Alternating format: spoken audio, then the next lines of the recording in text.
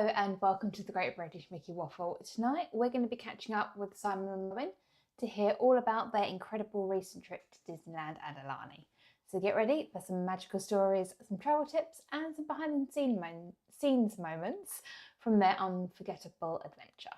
And as always, we'd love to hear from you, for you to join us in the chat and share your own Disney travel memories. Now my wheels in motion and my windows open with the wind blowing in my hair. I'm driving down the highway, gonna do this my way. I can feel it in the air. Here I go.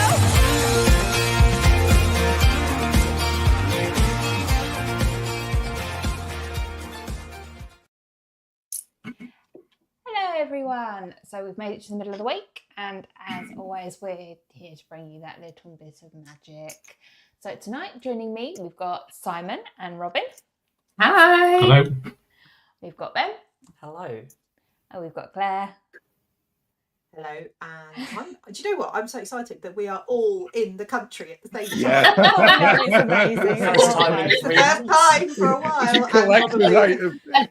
I was to say, clearly looking at the camera, some of us are a bit more tanned than others. I'm not sure whether that's the camera settings or not. Might be just the camera settings, man. I'm sure that's what it is. Okay. And John's here as well. Yeah, I've got a feeling this is going to cost us money tonight, isn't it? This is Well, one of those, like most it's shows. one of those. Okay. It's one of those shows that you just know by the end of it. You go, "Ooh, I quite fancy going there." So Yeah. That's what happened I'm to me here- at I'm Vero here. Beach. yeah, I'm here. Don't purely- talk about Vero Beach. We've been looking up. Oh, okay. We're planning a trip in the next year or the year after, and thinking, okay, can we get a couple of nights after Yeah. a cruise? It's Yeah. like Yeah, it do could do happen. it. Oh, that's better. Yeah. Okay. Smear on my glasses. Couldn't see Blame anything. Robyn and Simon for that as well. So. Yeah, Vero I take Beach, no it's- blame. I take only praise. I was gonna say, none of the blame, all of the credit. There we Yeah. go. There we That's go. You just have a good habit of recommending some incredible places. We just have great taste. That's what it is, Ben. Stop That's what going it to is. places that I want to visit, and then I think that's Yeah. exactly it. Could you start visiting like Lidl or somewhere or Iceland? I'm not sure it's got the same appeal. No. Did you say Iceland? Like Yes. the supermarket, not the country? Because I quite like to visit there. Yeah, I quite like to visit the country, Yeah. but not sure. I mean, the supermarket's okay. I think that'd be brilliant. I don't think you could do like a Tour vlog of- series from a supermarket. Well, I know we've done. I don't a know. live I was show. going to say, Yeah, I'm not sure. Yeah, I think Let's there's, do a quite, try. there's quite a few I vlogs I've remember seen doing people that. go through Walmart and Target. Yeah. Exactly. there's a market for everybody out there. I think on YouTube. I'm not sure British supermarkets will be a big No. hit, but no. you So know, no, they I- would be. This I time of was year with stood in Marks Christmas. and Spencer's yesterday, sending 1 million photos to Carrie of all the things she Okay. wants me to, like all the Christmas stuff, and I was like, "Tell me what you want," and I was there, so All of it. I need to take a trip to Marks and Spencer. yes, Do like a bit of Marks and the Spencer, Christmas stuff. Yeah. So how's the jet lag? That's what I want to know because it's not that long since you've been back. Have you recovered yet? Absolutely not. It's hit me harder this time than ever. Normally, Okay. I would say West Coast I find easier than East Coast, actually. Even though there's 8 hours difference rather than 5. When you fly back from the East Coast, if you go for an evening flight, by the time you get in the next day, it's late afternoon. You go home, unpack a bit, have something to eat, and then you go to bed. And it really helps me get back into the swing of things because you don't sleep properly on a plane.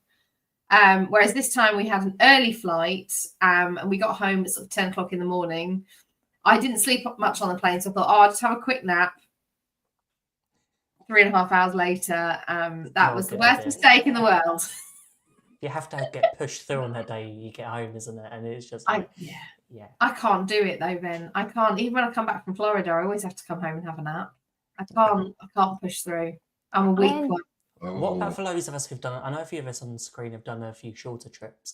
Do you find the jet lag's better with a shorter 5-6 night trip than it is for 2 weeks? Yeah, totally. I It's did- because By the time you got there, you haven't had the Three. jet lag to. I think it was 3 or 4 night. I think it was a 3 night I did in August, and I'd barely even adjusted to Florida time before I was back on UK. So that was quite an easy one to come back to So get that's normal the tip again. of avoiding jet lag, but the shortest trip possible. 7 shorter trips. No. I'd agree with you, Simon, because obviously I did 3 nights in June when I went over Morg, and I was absolutely fine. And actually, I did late nights in Orlando. Yeah. And just it was all 5 nights. I don't really feel at all. I think 2 weeks, because you really do, and your 2 weeks of doing stuff constantly. Yeah, I think So that's it, you're isn't it? You're so tired busy. as well as adjusted to the time zone. So I think doesn't help. I think that was the problem for us on this trip, was more than 3 weeks away. And change time zones again while we're away. It was 11 hours difference and then 8 hours difference. And then the clocks changed. Yeah. Clocks Here, and then the clock changed there. Yeah. Yeah. It was just interesting. So yes, it's been wonderful. I really feel like I'm getting to the point where I'm like, oh, I'm getting to bed at like a normal for us time, but then I'm still sleeping until too late. Yeah, I can't wake up in the morning. Hopefully, it will sort itself out soon. I'm sure it will eventually. Just in time for another holiday. That's just in time for your next trip. Next trip. Constantly. I don't know what you mean. There's a countdown for that, right? I think most people on screen have got a countdown, but I think Robyn's might be sooner than everyone else. Again. Possibly say.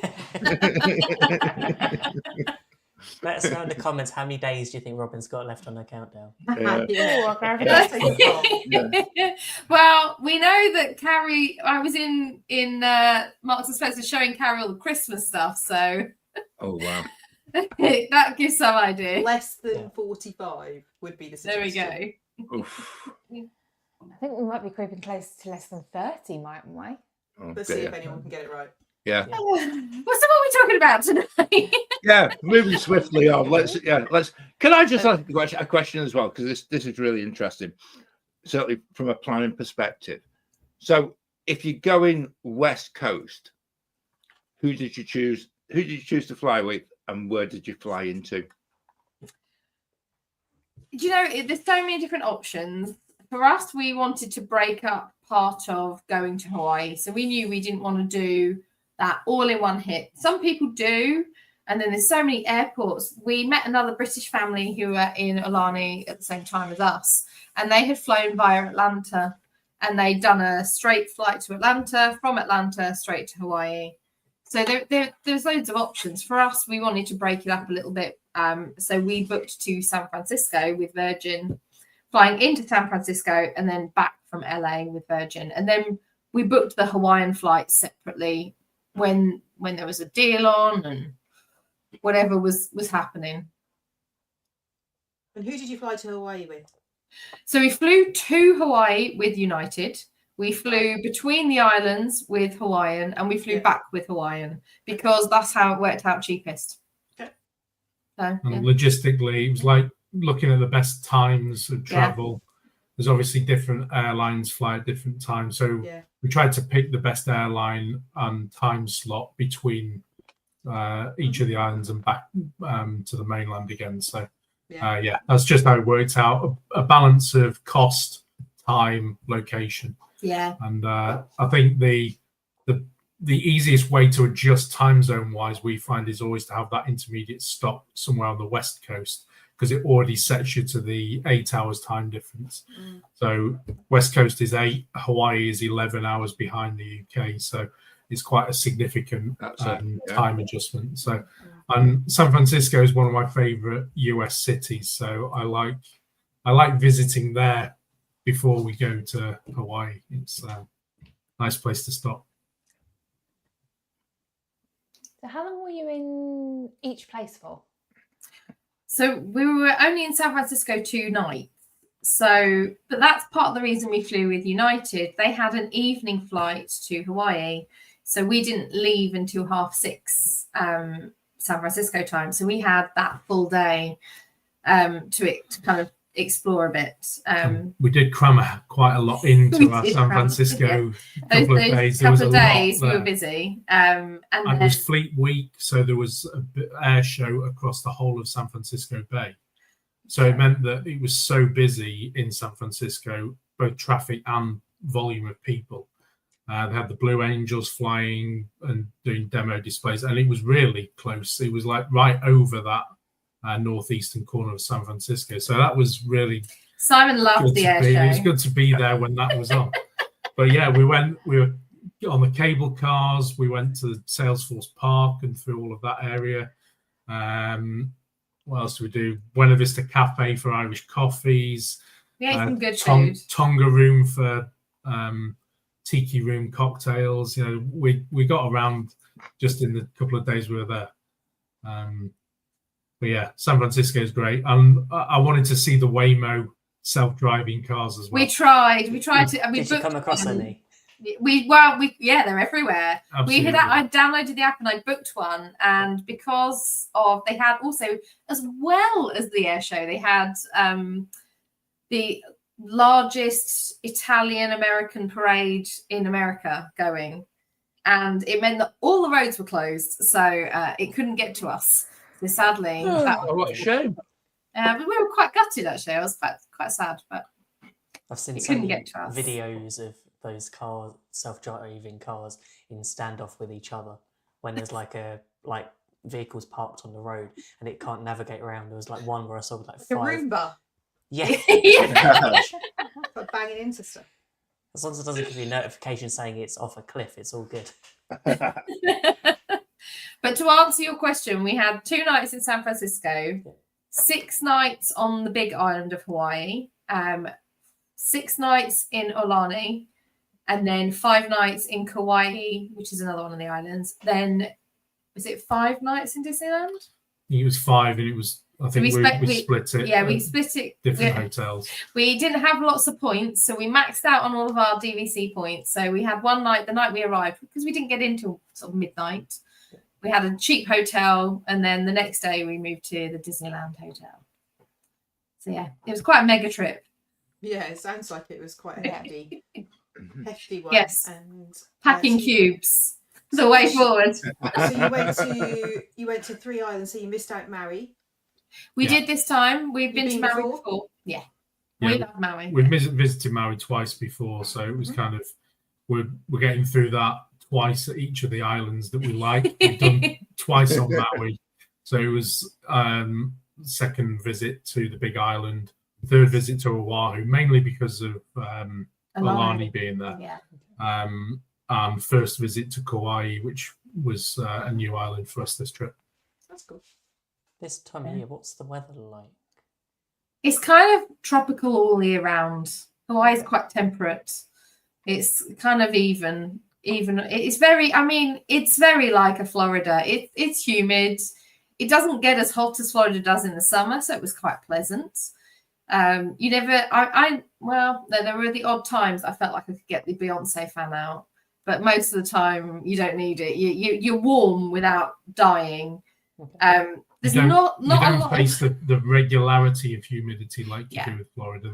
There are the days when it is humid, but you don't feel it. It's not quite as bad as Florida gets. It's just a solid, decent temperature all year round, and you get the odd bout of rain as well. Depending on and certain parts of certain islands are more prone to rain because they are volcanic mountain ranges. You'll get some areas that will have more of the rain because it's just prone to it. But that's what makes Hawaii what it is. It's the reason it's so green and lush in certain parts and barren volcanic rock in other parts. So it's a nice place to be for decent weather. I think every time we come away from Aulani, we enjoy it a little bit more than last as well. The first time we went, I kind of was like, yeah, it's nice, it's great, but I don't think it lived up to the hype. And then the second time I was like, I have enjoyed it more this time. I think spending more time at the resort and appreciating it. Whereas this time I was really quite sad to leave, and I think it's up there with my favorite Disney Vacation Club hotel. Oh, really? Oh, cool. Which is, out of all of the ones we've been to, I think I can say, that is my favorite. It really is special. That's going to be my question, because I mean, let's face it, it takes quite a lot of effort to get over to Hawaii from here. It does. You've got to be invested in the trip to make the effort, and it's expensive, and Aulani is expensive, and you know, Hawaii itself is expensive. Yeah. And so you've got to be prepared for all of that and make sure you are going into it with eyes wide open, because I think it would be easy to take, you know, a really, really long flight and get there and go, wow, hang on a minute, everything's 3 times the price I thought it was going to be. What am I going to do with my days? And I get the feeling, having had a trip booked previously that obviously got cancelled due to COVID, you have to make the effort to go out and about and see things. If you expect it to come to you in Hawaii, it's probably not going to happen. You need to go and explore.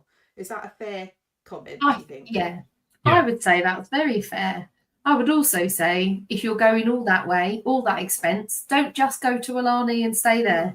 I know people do, and they'll go all the way over. They'll just stay in the resort. They won't even explore outside of the resort. They might walk across the street to Monkey Pod, but that's kind of all they do. And that's okay if that's what you want to do, but you're not really experiencing Hawaii. And if you've paid all that money to get all the way over there, the flights between the islands are not that expensive. And some of the islands are a lot cheaper to stay at. I mean, they're all expensive to eat at. I posted, if you follow us on social media, I posted to our stories a few times just the dinner bills when we were out for dinner. Yeah. We were going out for dinner, 4 of us. There was no way it was going to be less than $150. There was just, and that was 1 course and a drink each. That was it. It was. And Simon kept it consistent by having a tuna poke bowl in every location, so at least you have comparison. See, I wasn't sure whether many Robyn did you was just have? posting Did the you keep a same tally? one. I think it was just nearly every day I would I have know. that. I It was want to like, know the running total of tuna poke bowls. Do you know what? I need to go look through the pictures, Claire. See how many. I don't even know if I took pictures of all of them. I got I've to the got end of this it. vision of a map where you can have of each one that you had. Oh, like those scratch-off maps, you know, like how many musical theatre things have I seen? And Simon has them with tuna poke bowls all over the world. Yeah, he loved them. He loved them everywhere we went. Yeah. But it's so easy to get hold of. And there's loads of, what is great about Hawaii is very food truck heavy. So there are food trucks, and I mean amazing food trucks everywhere. And the Hawaiian lifestyle is very much, well, this is my food truck, but I don't have any days off. So I'm just going to close it 2 days a week. I'm not going to get someone else to run it. I'm just going to close it 2 days. The one next door, right? Yeah. Oh, Heather, the Polynesian Cultural Centre. We did go to the Polynesian Cultural Centre, and it was an absolute highlight of our trip. I can't believe we've never been before. I only heard about it through someone else I know going. It was incredible. So to explain what it is, if you don't mind. this is on Oahu. It's on the same This island is that on- Aulani's on. This is on the island that Aulani's on. It's about an hour or so drive, I think, wasn't it? About an hour or so drive away. You can just go for the day. You can go for the day and a dinner with a show, or you can go for the day, dinner, and the luau. We just did the day because we had a luau booked for another day. It was just incredible. They had different islands all along this river, and with people from those islands working there, telling you about their culture, doing little demonstrations, doing little shows. It was just incredible. And all the people that work there are there on scholarships from those countries that they're representing, with money given to them from the Polynesian Cultural Centre. So your money is a not-for-profit organisation, goes into supporting those people to come over,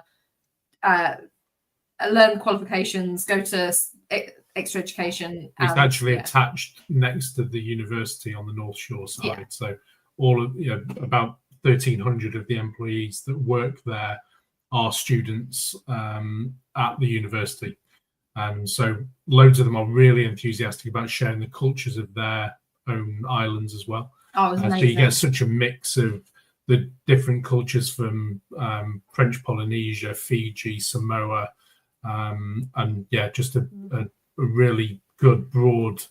We've now got a list of places we want to visit. Yeah, They're all in that fueled area. our desire to want to go and see more of the Polynesian countries, because it was just so fascinating to see the differences in culture and dancing and Yeah, it was food. just Um, one of the best things, one of the highlights of the absolute trip.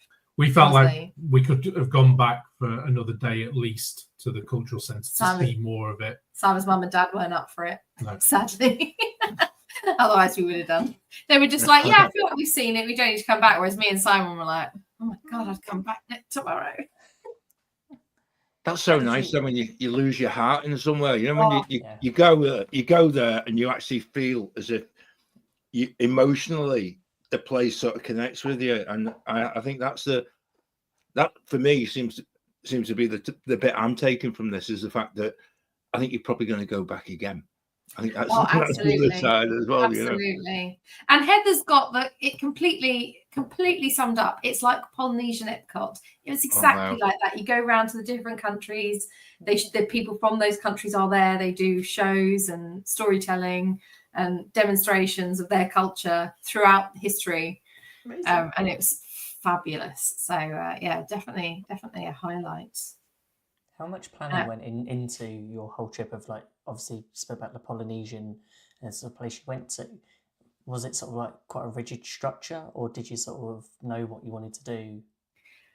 It's hard. It is hard because it's so far away to try and sort of plan something like that.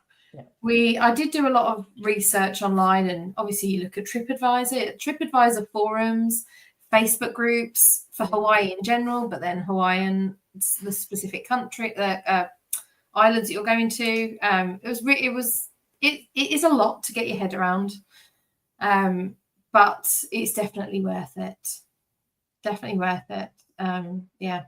Are there any places you avoid? So, like, I know my cousin and her husband have been, like, Nikki and Simon have been to Hawaii many, many times. It's one of their favourite places.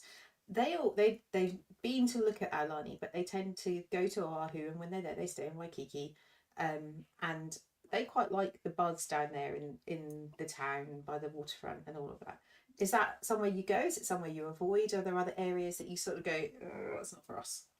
So Waikiki, we tend to avoid Waikiki, and I think for us the appeal of Hawaii is Hawaiian. The Hawaiian islands, more than the buzz of Waikiki and Honolulu. Honolulu's got in the main town area, it's got a very Los Angeles feel to parts of it. Yeah. You could be anywhere. You could be really. in Beverly Hills in the top end Rodeo Drive shopping in certain parts of it. It is very upmarket. Gucci, Chanel, all of those brands are in that part of Honolulu. Whereas you get to some of the other islands, and I think partly why we've gone to other islands is we've seen more of the less densely populated parts and the more real parts of Hawaii. So if people have only ever been to Honolulu and Waikiki, yes, you will see the famous beach, you will see 10,000 surfboards with surfers on surfing the waves. And you will see that on other parts of other islands in lower density, where it's locals that are just going surfing because they're surfers. And you'll have a different experience on other islands.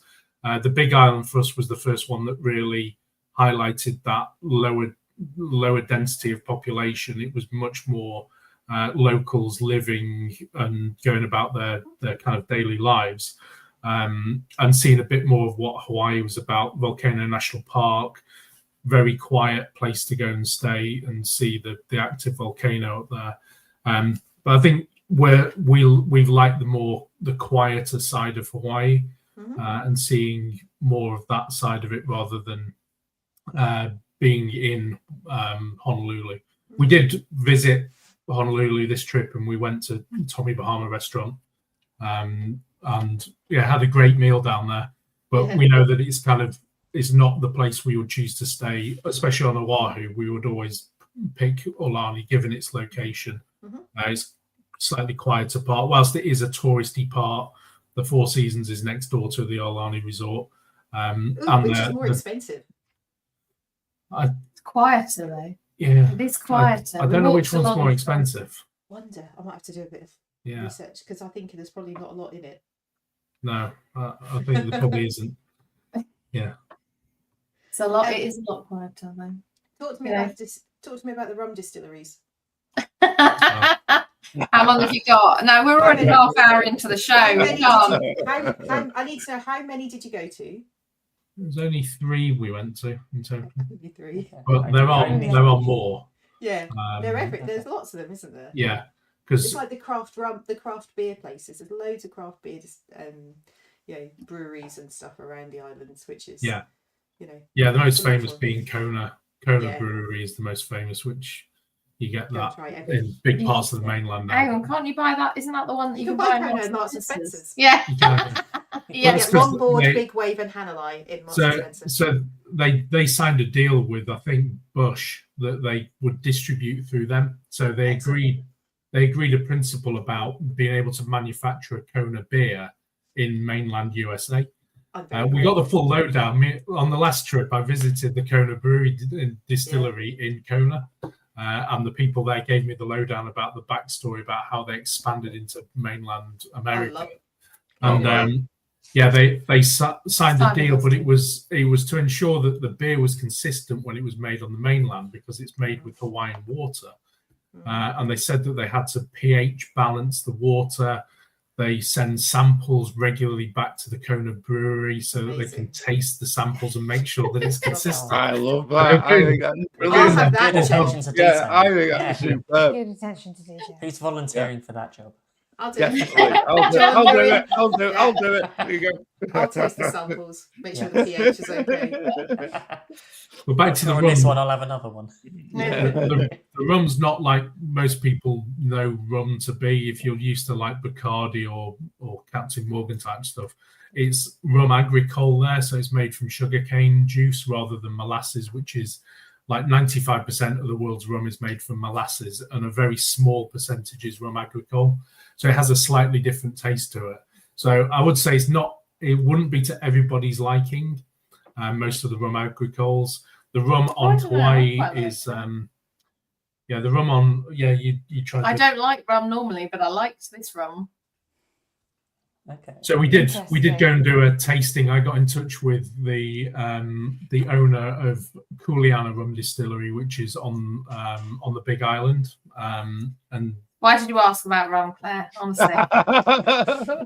so we did get gifted a free sample flight there, and we got the full talk and lowdown of where each of the rums have come from. So we came away with bottles from Kuleana, which was it was good. It was a nice afternoon sampling the rum in there. I know that rum is important to Simon in his life in general.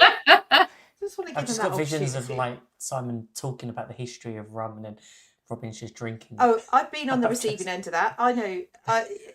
Simon's very knowledgeable about rum, I have to say. He's very knowledgeable about a lot of things. Yeah.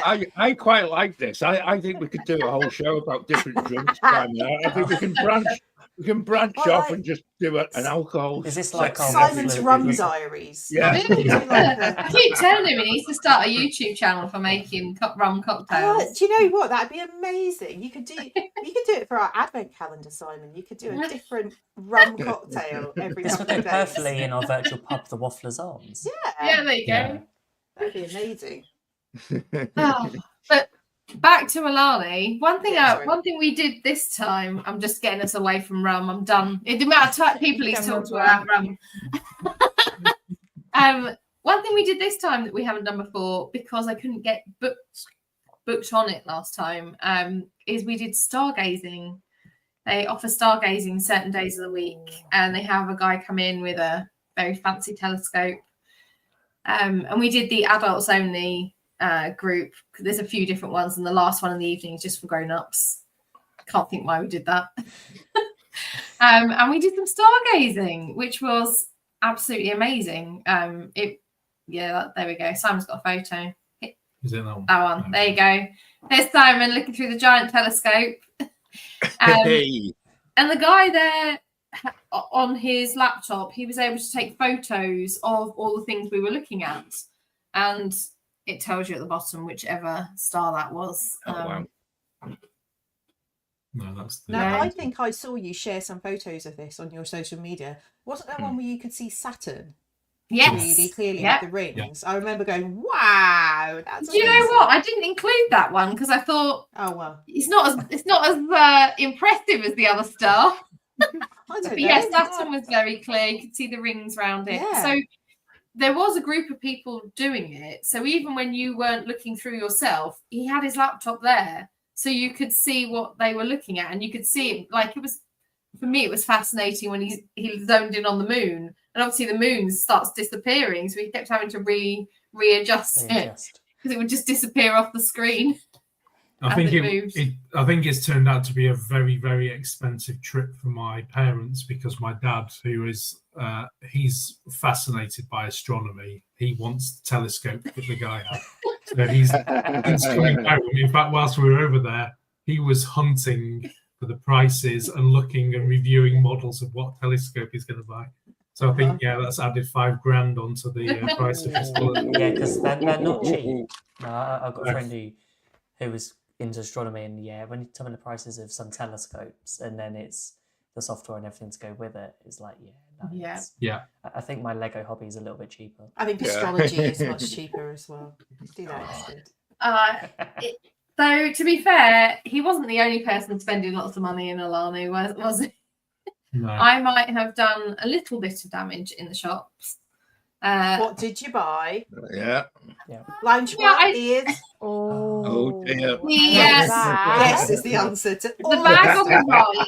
I didn't buy. I could only. I allowed myself one bag only. And I bought the bag on the right with the matching purse, obviously, because if you buy the bag, you have to buy the matching purse, right? But we did buy a few things. We bought some artwork in the shop. Simon bought a tiki mug. We bought some coasters. We bought a sign for the wall. I always find that the shop at Aulani has got really nice things there. So we often do come away with stuff from Aulani. It's we did cram the shopping in, most of it into the last day, I think. It was like... Yeah, we were checking out and we were late for the flight. And apparently that was a really good time for me to just panic buy. I suppose it made me not... I was deliberating over this bag. I was deliberating. And then Simon was like, just go and get it. So I did. Yeah. And I just picked it up and went to the till and didn't even look at the price and left. And to be fair, it is a bag that actually... That's a really nice bag. It is and even I'll accept that. And the fact that you could, if you were sat here now and you haven't bought it, you'd be kicking yourself. It's a long way to go back and get it. It is, exactly. It's not like it's one flight. All these excuses. But I think as well, though, we've hit upon a little point there as well, which reflects quite badly on some of the Florida hotels as well, because looking back maybe 10 years. A lot of those hotels had resort-specific merch available.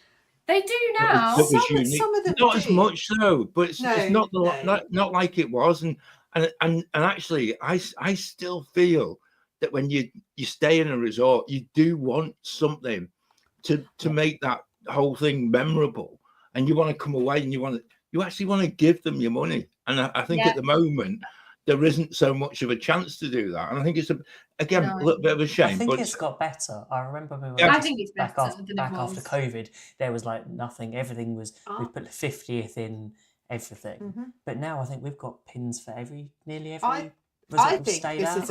I think this is a Wednesday. I think it's a Wednesday topic on its own. Is resort specific pin in that, and we'll. I like that, Claire. Yeah. Because certainly, when we were there, we went to the Hoop-de-Doo a couple of weeks ago, and I think the Fort Wilderness shop has some amazing merch. I tell you what, we couldn't find, or there was a lack of magic bands. Yeah, because everybody uses them. There was like no one uses them anymore. There was like just resort specific merch. I think there are some cool things around, and I think that it's improving. But I think that would be a good show on its own. Tell us if you think you want to hear that. I agree. And send us your photos of things that you bought. I've started something now. That's a new post-it note, John? Yes, I've written it down. It's top of the list. Hey, there we are. I'm looking forward to when we get to the end of the year and John can just show us a pile of post-it notes about that big. That's all right. All the ideas of the year. I'm fine because I keep now keep updating our electronic version of it. Got a spreadsheet. So it's actually much easier. I don't keep all the post-its. Once I put it on the electronic one, we're sorted. I'm getting right down with it. I'm actually now I'm now sort of nearly at a stage of being internet coherent. I tell you what, I even enjoyed Blue Sky today as well. Bet no one else has done that. Hey, look, first. You're just avoiding X or Twitter, whatever. No, I'm not. I just sort of find somewhere to vent my spleen as well. I also want to say a big thank you to. We've got some new people joining us on the chat this week. Yeah, I've noticed we've got Music and Theme Park World. Thank you for joining us. Also, we've got Nick from EJ's Adventures. Oh, cool! Hey. Welcome. Thank you for joining us. Yeah. Sam is asking, is Aulani hard to book 7 months out with DVC points? I'm guessing it depends on the time of the year. I honestly have never seen an issue apart from the hotel, the smallest, the cheapest rooms, the hotel rooms rather than the DVC rooms with no view. If you're easygoing and you're like, well, I'll take whatever, you'll get something. You absolutely will get something. There's a ton of ocean view rooms. There's a ton of island view and pool view. It's only it is a big resort. It's just when you look at the cheapest room available and you go, oh, actually, it's that not as... You have to be an owner for those, but everything else, we've never had an issue.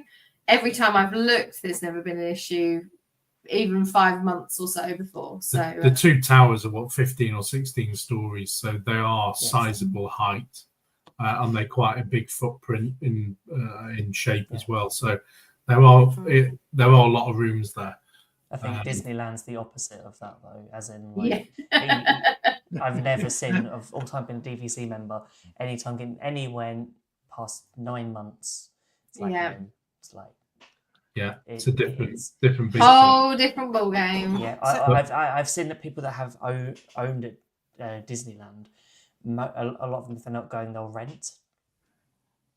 You own at Disneyland Hotel, don't you? We do. Yeah, we booked it 11 months though, so we were lucky. And we booked the Duo Studios, so we had the teeny tiny rooms because that's all we could afford in our points, and cleaned us fully out of them. What was the room like being a Duo Studio? Was it? Honestly, Ben, it was everything you needed. It was, and they've done such a good job with those rooms. Such a good job. I think it's the same. I have never stayed in one of the Riviera ones, but what I read or what I hear is that the bathroom is massive, and it was felt the same. The bathroom could have been a whole foot narrower. And there would still have been tons of. With the Duo Studio, was it on like a corner of the? No, it was a full, just straight in. It had a balcony, which the studios don't have. With the Riviera, you've got the balcony, but they're on the end. They're sort of a room, sort of on the corner. Yeah. So you lose a bit of space. So they're wedge shaped. Yeah. No, these were straight in, but as I say, they have a balcony, which the other studios there don't have a balcony. They've got a UK king size bed that pulls down over the sofa. We pulled it down once and it never went back to a sofa. We just left it as a bed. Yeah, I don't know anyone who puts it away every time. I would say I didn't think the bed was that comfortable. Simon said the mattress wasn't as comfy as one of the normal beds. I'm quite used to sleeping on them, so it was normal studio, like the normal beds in Disney resorts, are more comfortable. I knew that I was sleeping on a Murphy bed, put it that way. Okay. Oh, yeah. But in terms of the rest of it, the rest of the room, I thought was great. The amount of stuff they crammed into the room.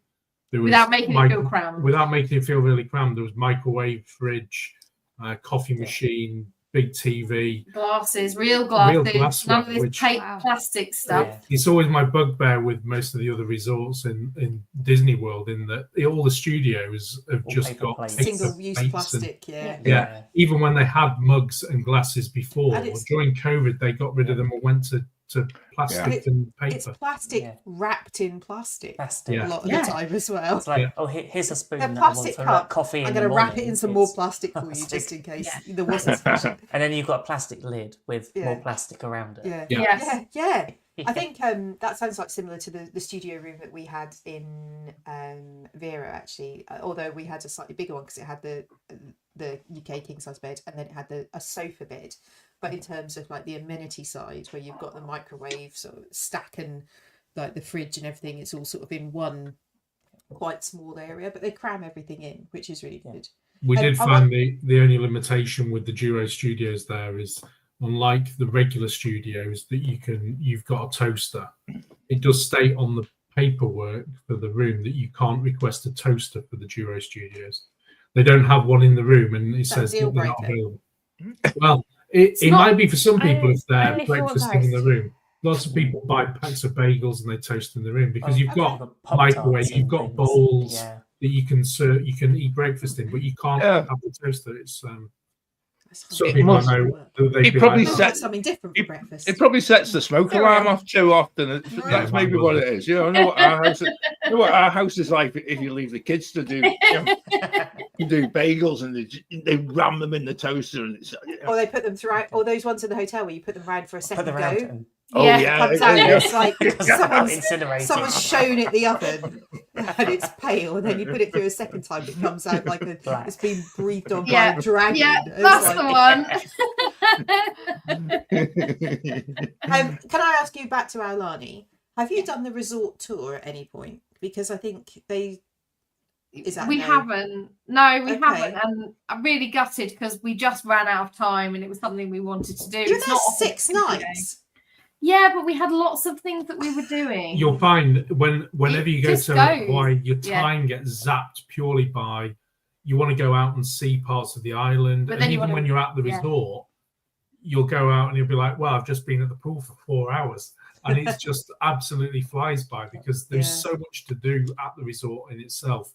You've got the lagoon area, which is just straight off the back end of the resort. So there's the beach with all the lounges on the beach. You can do paddleboard, like stand-up paddleboard and snorkel higher there. Then there's the lazy river. There's the flumes in the resort itself. So and even like a snorkeling experience with a reef in the resort itself as well. So it's really easy to burn hours and hours away just in the pool area at that resort, day after day. And I've got a photo. You can kind of see the pool area in the right-hand photo. That was the view from our balcony, but it goes all the way along there and to the right. We weren't that close to reception. No, there's just so much of it. I can see why people can stay just in the resort itself. Yeah, depends on the holiday you're doing. If it is something that, I don't know, you're doing a few days in Disneyland and you just want to do a few days relaxing in Aulani, especially if you've got DVC points and just an extended trip, I could quite easily see us doing that in the future. But I'd love to explore. And this hasn't happened very often where we've been at a Disney resort and we've actually cooked like full breakfasts in the room. And we did that a few times this trip. So partly it was the cost of eating breakfast has got quite high. Eating. Like you could easily go out and spend $20 on breakfast per person there. Plus a drink. It is expensive. You know, Hawaii is one of the most expensive islands, most expensive states in terms of cost of living because it's an island. There is the plus side to that for them that it is one of the wealthiest sets of islands as well. I think somebody just mentioned about the fact they'd been there with the US Navy because that is a big contributor to their economy is the US armed forces that are based over there. So EJ's adventures there. So cost of living over there is really high. We bought pancake mix and bacon and we were cooking using, and this doesn't happen very often, that we're using pans and utensils in the two bed. I didn't even know the kitchens had pans, I'll be honest. and we've not really done it. But so the food, but buying all the other food over there, like buying a pineapple, the pineapple tastes like no other pineapple that we get in the UK. So we were buying whole pineapples and cutting those up for breakfast. So it sort of made sense on some of those days to have breakfast in the room, especially when we were staying there. If pineapple tastes different. I might like it. You see, Becca, you joke, but my best friend can't stand pineapple, and then she had a specific type that we don't get very often here, and she's like, I really like that. And I was like, I think you just don't like the type of pineapple that we tend to get here. I think it might be. Very possibly. Yeah. It's just going to sound weird. I just find it a bit too sweet. Oh, okay. Yeah, and this is me talking, the sweet tooth person. It's a sickly kind of sticky sweet. Says the person who could probably eat a whole box of Lindt chocolate. Yes, it's a different kind of sweet. Yeah, no, we didn't get It's going to round. sound weird. But yeah, so very long-winded to say, Claire. Sadly, we did not get around to it. We did stargazing this trip. Last time we did ukulele lessons. There's so much to do at the resort itself. There was meant to be a hula lesson that was cancelled, and they didn't really go into July. I was very disappointed. They do a luau. They do a luau there as well. There was the big thing is that they always do DVC member like party sessions there. Events once a week. So a member gathering. Gathering. Don't have high hope. It was quite dull. It was a massive sales pitch. I was going to say, it's not like when you get on the cruise, is it? Where you walk in, they give you like this horrible blue drink, and then try and. You got given. What was really hilarious is they handed us a bag, like a reusable bag, but it had nothing in it. It was just an empty bag. So we came away with 4 of those empty bags. Okay. You did get given what are those lays? Kukui nut lays. Yeah, lays, which you used to get free when you checked in. You don't get anymore. So we got some of those. Wow, really? Yes, it's COVID. Stopped doing all the lays and the nut lays since COVID, which is very sad and I think very mean. They should. I mean, the ones at the Poly have now turned into really cheap versions. The itch. They're you really, yeah, really rubbish compared to what they used to be. Yeah, you'd think they would at least do that, wouldn't you? But no, they don't. There are no lays. The cocktails are quite good at the resort. But that wasn't that. You don't get those included at the DVC event. No, you do. That's a reason to go. Yeah. To be fair, you do. It's a weird thing. You all have to sit on the ground and watch this presentation when they talk about your home resorts and where you should buy next. And then they get you up and have a dance party. It is not appealing to me. I might skip this. I turned to Simon and said, "Can I go? Can we leave?" It's just a precursor to character. So yeah, the thing is, the characters come out and you can get photos, and they are very quick about it. And they come around and they tell you one photo, one family at a time, Wow. which sounds horrible when you say it like that. It's not one photo, but one family. We're not doing. Right, now just you, now just me, now both of us, now with them. And actually it was wonderful because it meant you could line up again. You can line up as many times as you wanted to. They would stay for as long as you wanted. So if you wanted a million photos, we saw people reline up for different group photos. But it was great because it meant the lines went quickly. You could get your cute photo. You still had an interaction with them. It wasn't that they were like, right, they're poised, you hop in, next person. It wasn't like that, but it just meant that some of the cultures that visit like to take a lot of photos, and it meant that didn't happen. And like round the pool, there are characters all day, every day. And some of those lines you have to line up 15 minutes at least before they start, or you're not going to get space. They'll close the line before the characters even come out, and people take a lot of pictures.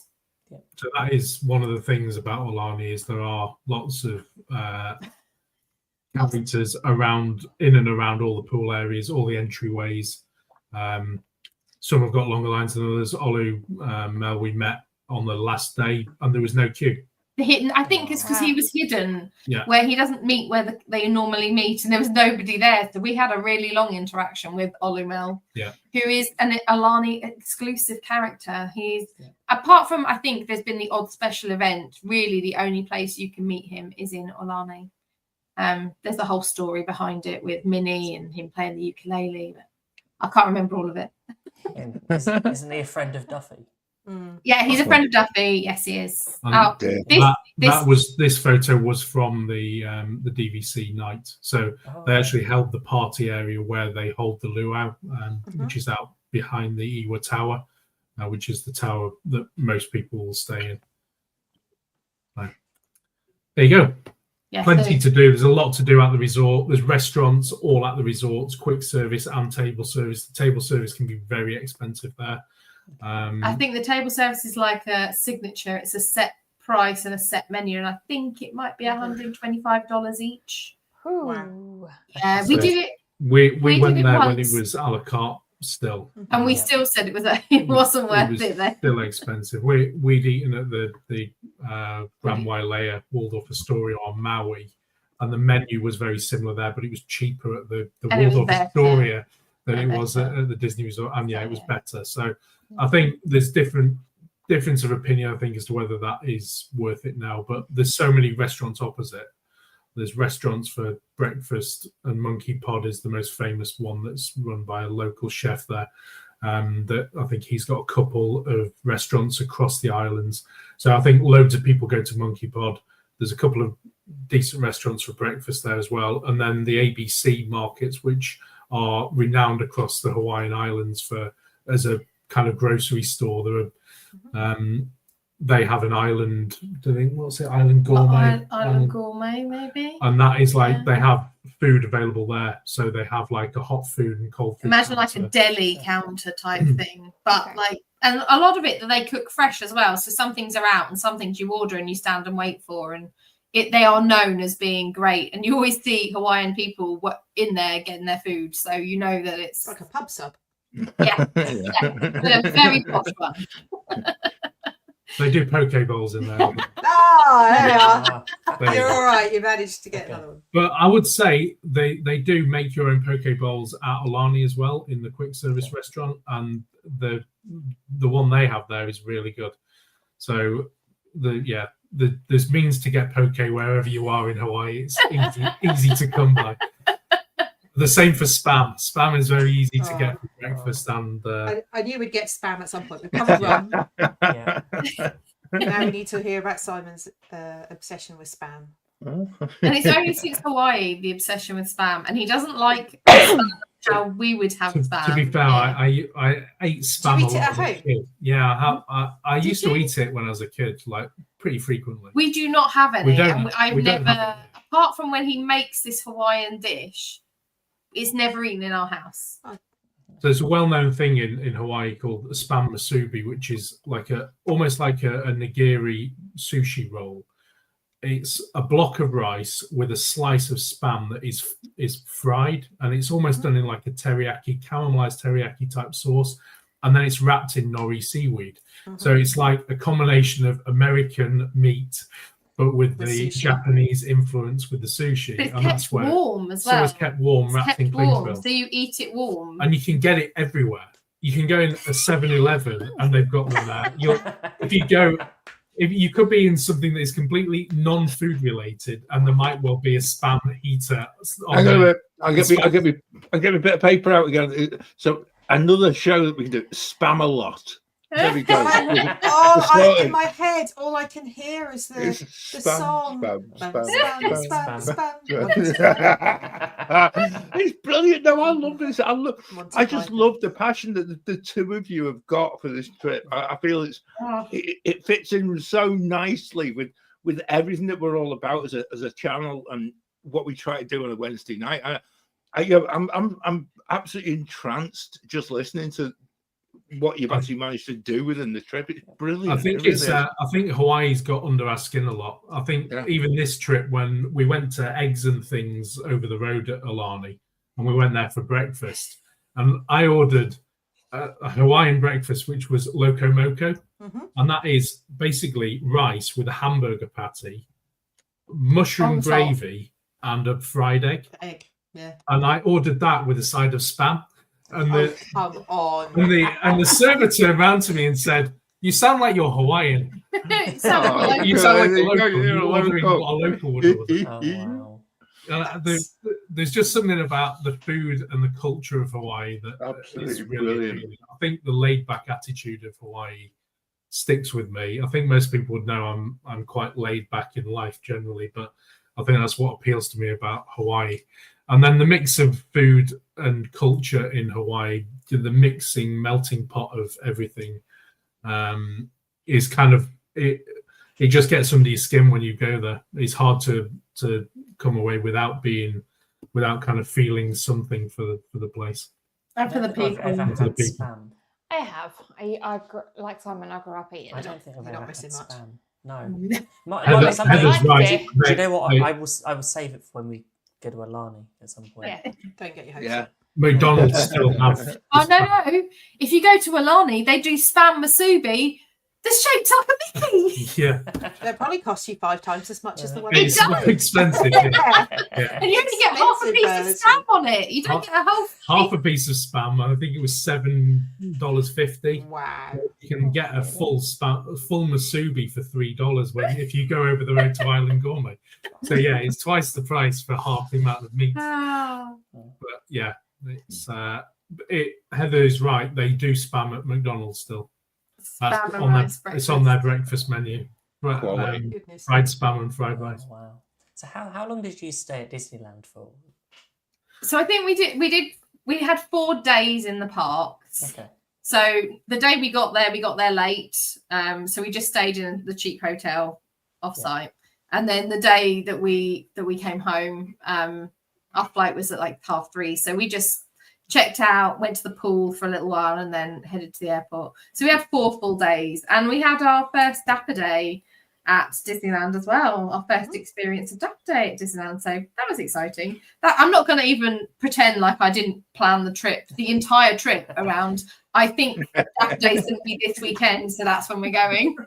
Did you do the whole I Happy wanted Dapper to Day? experience it. I just really wanted to experience it. I wanted to experience. They do a big expo in California, and of course, this is the first year they've ever decided not to do it.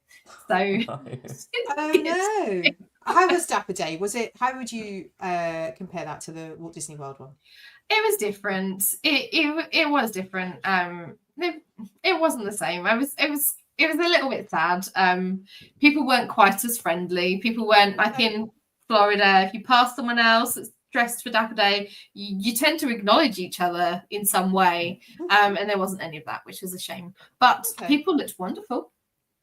They looked great, but they didn't. They weren't particularly friendly, but they weren't. People weren't unfriendly either. That's a just shame. More of an They just internal went. thing rather than a. Yeah, that comes as a surprise, really, because see, look at absolutely amazing costumes. Every I day's love Dapper that. Day for you, though, Robyn, because you look like that every day you go to. This is true. I even have a button that says, "Honey, I'm dapper every day." If it was just you in the picture, I wouldn't know that was Dapper Day because you genuinely dress like that all the time when you're in the parks. So. Yeah. So it was nice. Friends of ours flew out and they were going to be there for a few days and go to Vegas, so we got to spend Dapper Day with them. Oh, so it that's was nice. So that was nice. And it was cold. It was chilly. It was chilly once the sun goes down this time of year. Didn't realise just how cold it got, but it was bitter once the sun goes down. Like the sun starts to set and you're like, oh, I can feel it's a little bit cool. And then the sun had gone down, and like it gets to firework night in the UK around the 5th of November, and you're outside and you're like trying to huddle near the bonfire for heat. Yeah. I was like, please, Maleficent, stop throwing your fire on the lake. I can't cope. It was cold. Okay. I had to get changed out of my Dapper Day outfit, which was very sad. Oh. I was too cold. Honestly, I was just too cold. I could have done with a hat, scarf, and gloves. Honestly, it was that cold in the evening. Wow. Yeah, it was chilly. Simon was still walking around in his shorts, obviously, but yeah, shorts stayed on. I wore a hoodie in the evenings, but it was still shorts weather. It was still 16, 17 degrees. It was 14 one day. One day got to 14. But it was cold. Still, but it was still cold. Shorts evening weather. But it was cold with that. It was cold. We were all pretty chilly. So I think we crammed a lot into this this Disneyland trip, though. It seemed to be like it raced by, but I think we did quite a lot, given we had Dapper Day one day, but we ate in loads of different restaurants. We tried a lot of different food. We got on a lot of rides, and we saw a lot of things this trip. We did do a lot of rides because we decided to pay for a Lightning Lane Plus, though. Okay. when we were buying our tickets with Disneyland, you can pay for Lightning Lane Plus in advance with your ticket. We looked at a park hopper versus the price of a standard without park hopping, but with the Lightning Lane Plus, and there wasn't much in it. So we decided, you know what, let's just do it. We were only here 4 days. Don't know what the queues are going to be like. Let's spend the money on that. And it meant that we could really, no ride sold out until right at the end of the day. You could book a ride for anything you wanted all day. And we just did ride after ride after ride. And one day we went back to the room for a bit. So I was stacking them up for in the evening. It was worth it. But at the same time, the queues weren't that long. So even when Disneyland is busy, we queued for the Hungry Bear restaurant, which is a quick service that's just reopened. It's been open a few weeks, but it's just reopened. I think we queued 45 minutes for that. And then at the same time, I was looking down and it said Big Thunder Mountain had a 10-minute wait. I was like, it's something not right in here. Yeah. So you don't need it for Disneyland, I would say. I like you can add it for your entire trip. Yeah. Because we're looking at tickets for our trip in May, and it's like, okay, which way do we do? Because we've got 5 days booked. So it's trying to work out, do we wait and just buy Lightning Lane on the day if we need it? We've had like the hopper passes before for Disneyland. Yeah. And I think unless you really want to be swapping between the parks because there's parties on, or I think I don't think we were too bothered by only having single park days and paying the money for the Lightning Lane instead. I think there's still so much you can do in each park. You don't need to be able to hop, I don't think. Yeah.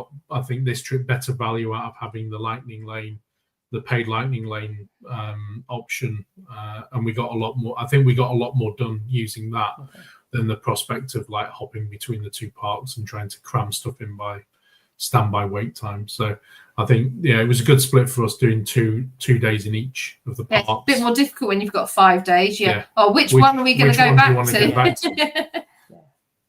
But I think you do 3 in Disneyland and 2 in California Adventure. Yeah, that's the plan. Yeah. But yeah, I think the one thing with Disneyland that we always feel is that both parks, you find that apart from some of the big rides, right? If California Adventure, where you've got Mission Breakout, which is like the Tower of Terror, Incredicoaster and Cars, Radiator Springs in Cars Land, those have always got like fairly significant wait times on them. But and why significant?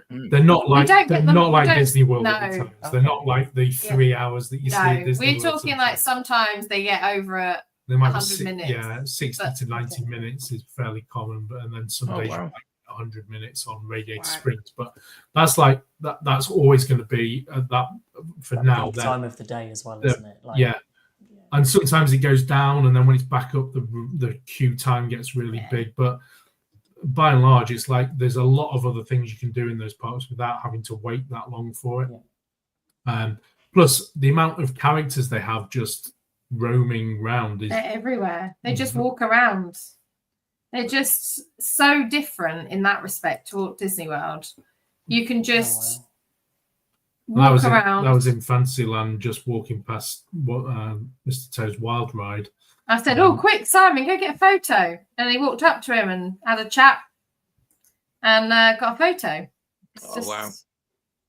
Yeah. And Avengers Campus, for instance, you get characters coming out, meeting for photos, but also just roaming and walking through as well. So there's always those types of interactions and things that you can see and do that are in there. I think that for us is still one of the things that some of the entertainment aspects are still there at Disneyland that aren't there anymore at Disney World.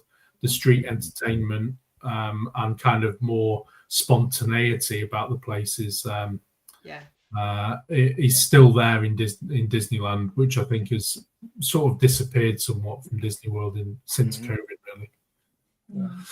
Yeah, to Heather's comment, we use single rider on Radiator Springs this time as well, and that was an evening, and there was a much shorter wait time in the evening on single rider for it. And I think the evening is the best time to ride Radiator Springs because it's dark around there, but well kind of lit on the track itself. It's the best time. It's like riding test track at night. Coming out into the dark at night is nice. Cool. Yeah. It's probably one of the areas that I've not looked into any detail about. Yeah. It's one of the areas that I'm looking forward to going exploring. And you know what I'm usually like? I'm usually someone that on YouTube watching how everything works and how to get around here. It's like, no, there's a lot of Disneyland that I've not looked at. Well, one thing you have to do when you go to Disneyland is try all the churros. That is another difference from Walt Disney World. Walt Disney World churros, stale and disgusting. The churros in Disneyland, they change all the time to be themed. We had, I think these are poison apple ones, so that's meant to be like blood on the on there. Great photo. And obviously, I wanted to include that wonderful photo of Simon demonstrating. Churros is where it's at. You have to make sure you eat as many as possible. And annoyingly, so I do this every time. Before we go away, I go on, I make a list of all the ones I want to eat. By the time we get there, they've all changed. So you need to check them just before you go and see what the current flavours are. So I sat on my phone while we were waiting for, I think, for the fireworks or something, and I was like, where are all the churros and what are all the good flavours? Okay. So there's all the classic things at Disneyland as well, like the mint julep bar, which everybody always goes on about. That's the same place you get the beignets from. They had poison apple beignets on, which were basically just green. They had cinnamon on the outside. Cinnamon sugar on the outside. Much to my disgust. Cheesy garlic pretzel bread was a winner. That was when we had that whilst we were waiting for Fantasmic. It's a new snack that's available in a few places. Cheesy garlic bread. My friend Jo said it's the best thing she's ever eaten at Disney. So I mean, she wasn't wrong. She really wasn't. It was incredible. So yeah, they have the Baymax bread. Yeah, I've got a photo of the Baymax bread.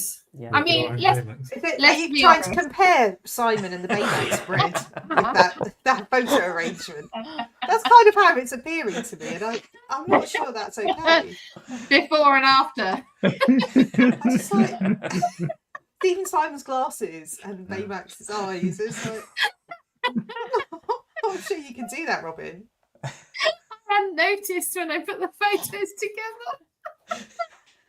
It's a little unfair. That's from the Boudin Bakery. They have amazing food there. We also got mac and cheese inside a bread bowl. Ooh. My carb-loving body was in heaven. That's a lot of carb. So it was a lot of carbs, but you know what? It was still good. To be fair, I split it with Simon's dad, and then the other was clam chowder, and that's from the same place. And yeah, food was good there. Very nice. That place is on our list of. Yeah, we went through restaurant list the other day and thought, okay, let's look at snacks and just have an idea of just sort of, because obviously we know Walt Disney World sort of inside and out. It's very weird looking at Disneyland and going, okay, this is somewhere we've not looked into very much. Yeah. Similar but different. Yeah. Weird, isn't it? It's weird. So we did, on our first morning in Disneyland, we went and we just got to walk up to the plaza, which is different to the plaza in Disney World as well, because it's a character like semi-buffet breakfast. There's not a big selection. It's a character only at breakfast. Lunch and dinner, it's a quick service. Okay. So at breakfast, it's a character breakfast and it's a buffet. I mean, it's got all your staple Disney buffet. It's got French toast, it's got waffles, it's got bacon, it's got sausages, egg, omelette station, pastries, fruit, all the stuff you would expect. And the characters, they have way more characters that come out at that breakfast. I think it's one of the things that it's known for is you can have like 10 different characters. None of this. You can have Mickey, Minnie, and Chip or Dale. Rubbish. It was really, really, and we've been before, and we were all hungry. And we're like, let's just see if we can get in. And we rocked up, and they were like, yeah, you can come in. It's fine. And they don't tell you what the characters are going to be. It's the other surprise. You don't know till you go in. You have a photo with Minnie Mouse outside because it's Minnie's breakfast. And then you go in and see which characters are around. And this time there was some Winnie the Pooh characters, Chip and Dale, Pluto, Daisy, the mice from Cinderella, Tigger. Oh yeah, I said Winnie Pooh characters. Did I say Chip and Dale? Mhm. Yeah, I think that might be it. That might be the only ones we saw. We were also right at the end of breakfast, so they did say that. They were like, "Look, breakfast technically ends at 11:30. It's 11:45 now. How much food can you eat in 45 minutes?" I was like, "I'm That up for sounds this like a challenge." But yeah, there's some of the cute photos. You can see, I mean, the characters, especially because we were there at the end, they had cool. nowhere else to be. Yeah. So they spent ages with us, Aw. messing around and Oh, I love that. playing. So it was definitely, it's definitely up there. One of the best for the characters. The food is standard Disney buffet food. It's nothing special. Yeah. But for the character interaction, it was worth it. And you get DVC discount, 10% there though, not 20. Okay. Is there any way you would avoid for food that you didn't think was? We did. That lived up to We booked the Fantasmic brunch at the Riverbell Terrace. So you go in, you choose, it's a 3-course meal, and you choose what you're having, and then you get a ticket to watch Fantasmic from a special area later on, and you can sit down. You don't have to fight for anyone. It is worth it for that. We didn't have a great time. Our server kept coming back and going, "I'm really sorry, everything's taking so long." The food was all right. Nothing super special. It's not necessarily. Would I do it again? I possibly would do it again. I'd check the menu and see what was on the menu. Last time we enjoyed the food a lot more than we enjoyed it this time. So yeah, I wouldn't say I wouldn't eat there again. Would I want to go and eat that same meal again? No. I think it was good value.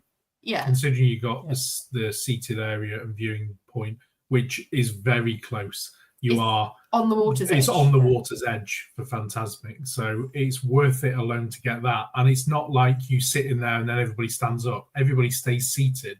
It's not overcrowded. So you're away from all of the hustle and bustle of people trying to watch Fantasmic. So it's almost like for that alone, it's sort of worth it. I think, the food's kind of. We did the brunch, and they do different food if you do the lunch and dinner.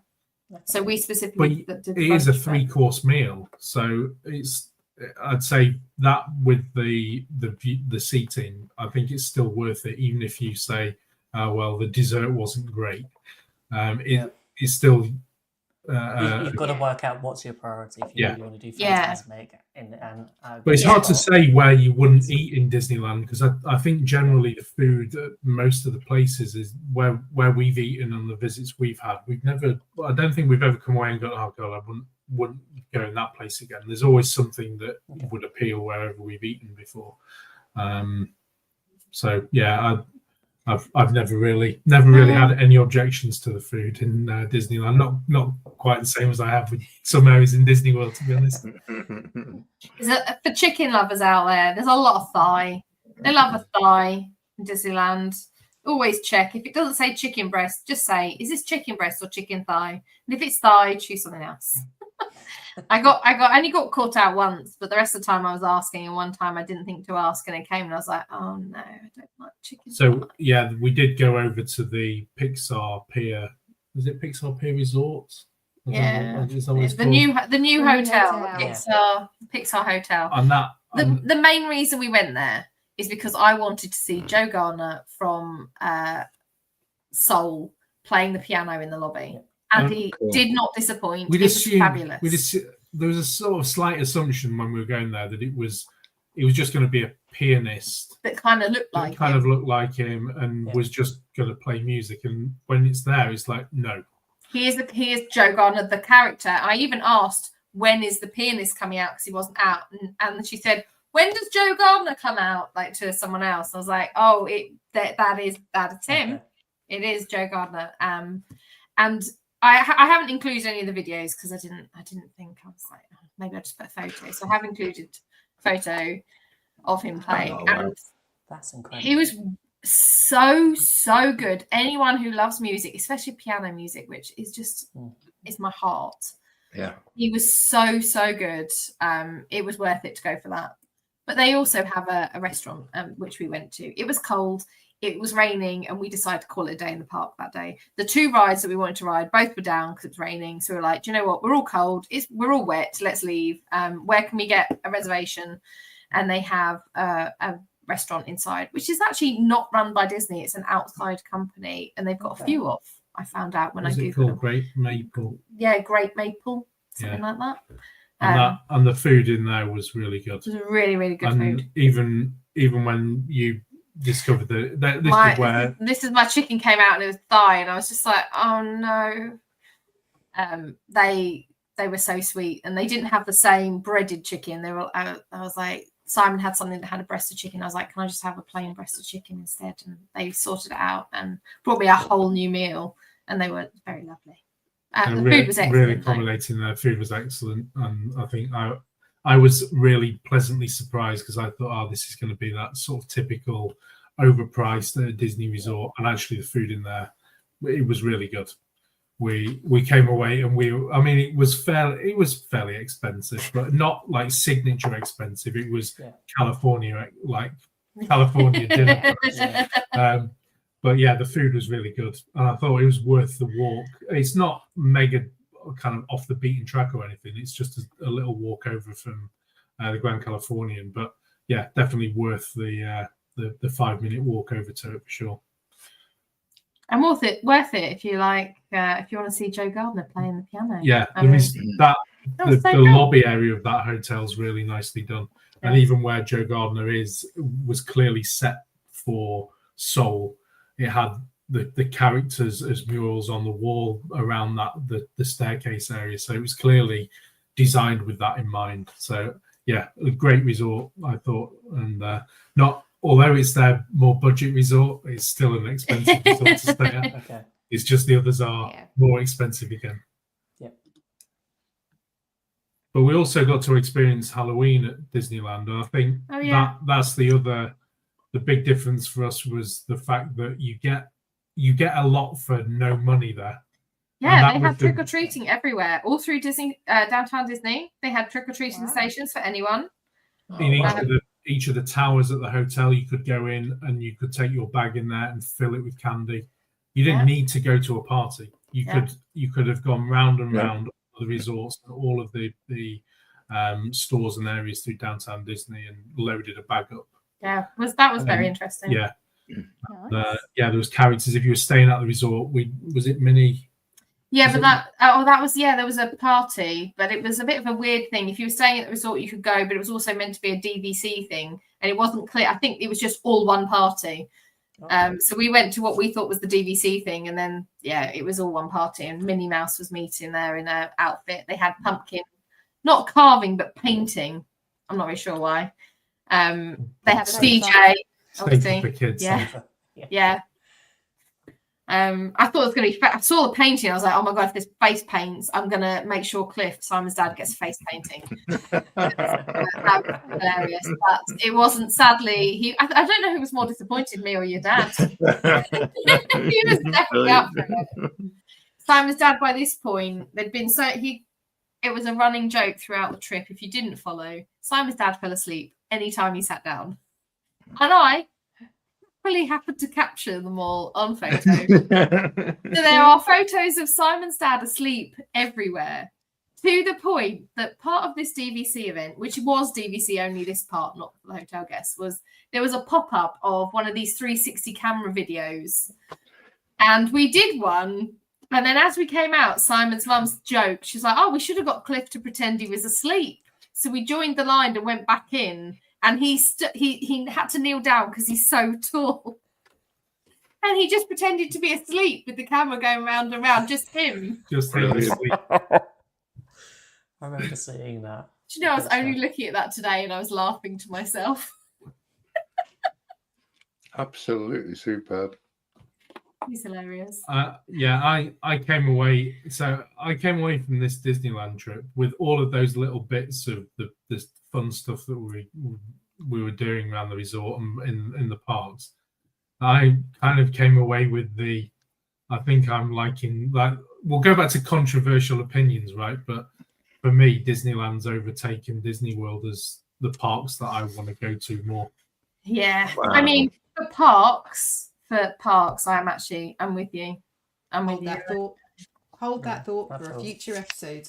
I think that'd be Yes. Coming perfect. soon. I think that would be Controversial news. perfect. I think that fits in absolutely perfectly. Yes, I think we do need What to a hold that segue. thought. Yeah. Yep. Couple of weeks. Yeah. Can also just point out as well. I've had a couple of texts already from Neil, who is a regular listener and watcher to our show and things like that. But he's at Portwood Travel, and I was texting him and just saying, like, how do you go about this? And the thing is, if you've got someone like Portwood Travel to do a lot of the work for you, it takes away an awful lot of that risk. So again, I know they're good friends of the show, but that's always worth. Yeah. Ask them for advice and things like that, because it's an absolutely momentous trip that you guys have had, and I just feel that I knew at the start this was gonna. There you go. Look at that. I knew at the start this was going to be the type of show that's going to cost me money, and I just feel so. I feel so inclined to just want to go. I want to go and see Hawaii. I know Joe's always said that's one of his bucket list things. He wants to go to Hawaii. But you're The excited. problem is, John, that's how we started. Yeah, We I think that's exactly a it. once and done bucket list trip, Yeah. and then it was like And then it goes back. Another the two first trips. day we arrived there, that first afternoon on the first island. Yeah, a turtle swam past me on the beach, and that was it. It sucked my soul, and I was like, right, I'm addicted to Hawaii now. Yeah. It's a bit like we've all had that feeling for Disney World, the first trip. After that first trip, is like, Yeah. okay, this isn't off once in a lifetime. We're going to plan to come back. And I think It definitely feels like that when you're there. It really does. I It have that grabs you by feeling. the heart. Yeah. The Hawaiian people, the Hawaiian culture, the sort of the care, like just the people, even if they're not Hawaiian but live in Hawaii, they care about their land, they care about each other, they care about you, they care about everything, and it just feels like that. It feels like they care about the land that they're living on. There's no polystyrene cups or anything like that there. You're not into that territory of wastage and putting stuff into the world. But they'll charge you $10 for a block of butter. But they've flown in on a plane. But it is fascinating, all of that stuff. You see it when you're hopping between the islands. Like, there's some things that you think, oh, it must be a bit stereotyped. They're like shipping pineapples and stuff. And it's like, you're watching them on a conveyor belt going in. You see the plane land, it wheels up to the gate, and then whilst they're loading people off, at the side you can see they've got the ramp up, and they're bringing boxes of pineapples off that have come from one of the other islands. You think, it's like you just can't imagine that those stereotypes are true. Boxes of pineapples and tins of spam being shipped around between the islands. Oh, amazing. Can I also just have all this trip though? Tins of spam locked behind a locking cabinet in Walmart. Why? That's how in demand spam is, that they're keeping it locked away behind lock and key.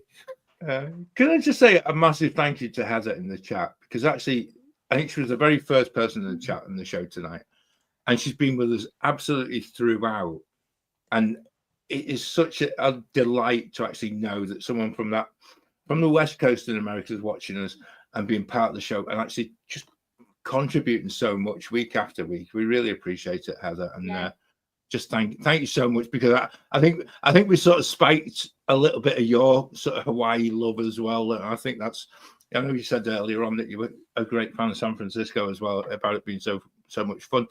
But yeah, a massive thank you. It's going to be an expensive trip. That's all I know.